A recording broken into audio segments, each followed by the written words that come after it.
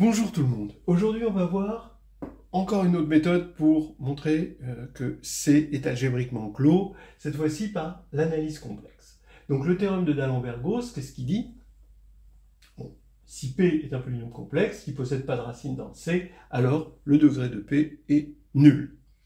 Alors, qu'est-ce qu'on va faire? On va supposer que P ne s'annule jamais sur tout C, et du coup, on va montrer que son degré est nul.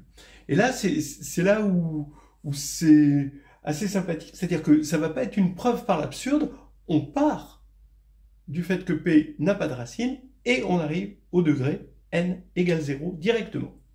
Donc on va poser n égale le degré de P et on va calculer de deux manières la limite quand r tend vers plus l'infini de cette intégrale-là. C'est-à-dire 1 sur 2pi, intégrale sur le cercle de centre 0 et de rayon R, ici gamma R, de np de z moins zp' de z sur zp de z dz.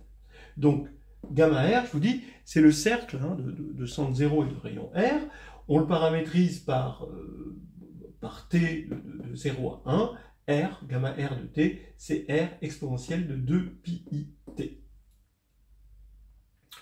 Donc, on va le faire par deux méthodes. Une méthode va nous donner directement IR. Regardez, je décompose ici en une intégrale moins une autre intégrale, évidemment.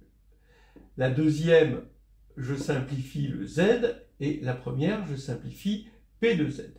Et je sors évidemment n, ici. Bien. Alors, ce qui se passe, c'est que j'ai le théorème intégral de Cauchy. Qu'est-ce qu'il me dit?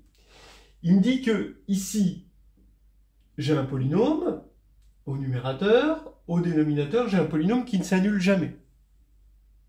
Donc, le quotient d'une fonction holomorphe, parce qu'un polynôme c'est dérivable, donc c'est holomorphe sur C, sur tout C, vraiment, et par une fonction qui, elle, est aussi holomorphe et ne s'annule jamais, eh bien, ça va me donner une fonction holomorphe. Et donc, sur gamma R, eh bien, l'intégrale va être nulle. Ça, c'est le théorème intégral de Cauchy. Vous pouvez aussi le voir de façon diverse, par exemple en disant que, puisque c'est une fonction holomorphe sur tout C, c'est une fonction entière, donc c'est une série entière qui converge, qui a un rayon de convergence infini, et donc c'est primitivable, et quand on va faire une intégrale sur un lacet, ça va être 0, puisque ça va être la primitive en un point, moins la primitive en le même point. Bon, de toute façon, vous avez pas mal de théorèmes complexes. Alors, toute la difficulté, en fait, parce que la preuve, elle a l'air simple, mais toute la difficulté est cachée là, en fait. C'est le théorème intégral de Cauchy qui est quand même relativement puissant, mais sur lequel je vous conseille de vous pencher. Donc ici, ça fait 0. Donc il va rester plus que n sur 2pi intégrale sur gamma r de dz sur z. Je paramétrise, ou j'ai ma formule des résidus, si vous aimez la formule des résidus. Mais là, bon, j'ai envie de faire un calcul. Donc je remplace z par sa paramétrisation. Donc je vais avoir une intégrale de 0 à 1. dz, on va avoir r 2pi exponentielle de 2pi t dt, et je divise par z, c'est r exponentielle de 2pi t. Voilà. J'ai des simplifications, ici, ici, ici, et il reste 1 fois n, donc IR est égal à n. C'était facile, modulo ce théorème intégral de Cauchy, évidemment que bon, celui-ci il est incompressible. La méthode 2. La méthode 2 est assez simple, c'est juste de dire que ici, quand je dérive, prenez par exemple P égale Z puissance n, qui est de degré n, quand vous allez faire la dérivée, ça va faire n Z puissance n-1. Quand vous multipliez par Z, ça va faire n Z puissance n. Et là, vous allez avoir n Z puissance n aussi. Donc, en fait, ce que je veux dire, c'est que si vous prenez un polynôme P quelconque de degré n, eh bien, les termes de degré n vont s'annuler là-dedans. Ça veut dire que le degré de ce polynôme, ce que je peux en dire, c'est qu'il est inférieur ou égal à n-1. Donc ça fait que quand je vais faire le quotient de ceci par ça, j'ai une fraction rationnelle qui est de degré inférieur ou égal à -1. Donc forcément, elle va tendre vers 0, c'est facile, quand le module de z tend vers plus l'infini.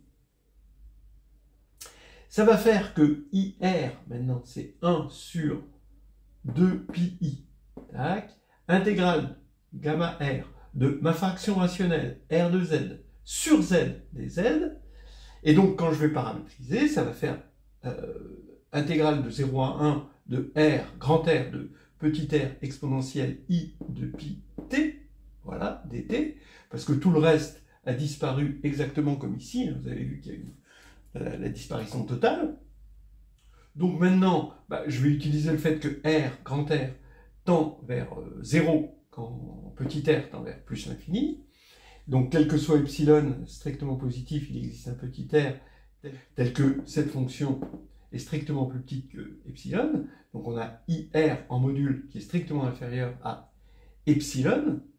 D'accord, ici le epsilon fois 1, bien sûr, puisque l'intégrale de 0 à 1 de dt, ça fait 1. Donc on voit que la limite de IR en l'infini, c'est 0. Donc ça fait que 0, c'est la limite de IR quand R tend vers plus l'infini. Mais IR, c'est n, et la limite quand R tend vers plus l'infini de n, c'est n, évidemment. Donc ça fait n égale 0, et on a que C est algébriquement clos. Voilà, ça semble élémentaire, c'est très simple, mais attention, il y a le gros Cauchy qui est caché derrière les forêts, là, quand même. Hein. Il y a cette partie-là qui est quand même pas évidente. C'est-à-dire, si vous comparez, par exemple, à la vidéo de Martin, qui le fait avec la réduction, tout est dit, tout est élémentaire. Il n'y a rien de caché, tout est exprimé. Là, il y a ce théorème qui n'est pas tout à fait évident. Voilà, c'est terminé.